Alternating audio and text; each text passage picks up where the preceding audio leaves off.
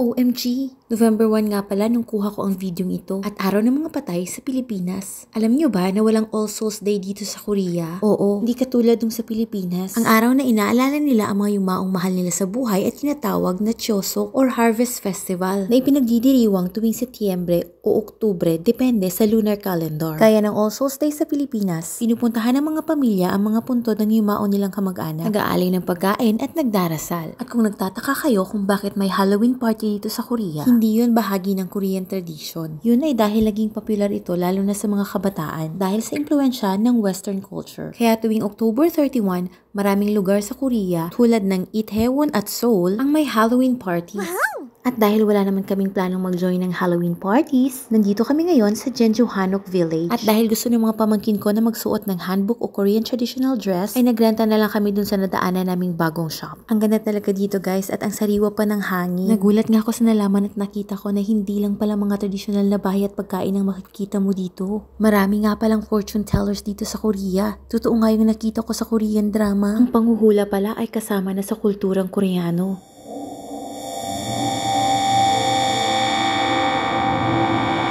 OMG! At alam nyo, pansin ko din dito, ang dami nilang pamahiin. Parang mas madami pa sa mga pamahiin ng mga Pinoy. Gaya ng chopstick na nakatusok sa kanin sa bowl. Malas pala yun dito. O di kaya, nagsisimbolo ng kamatayan.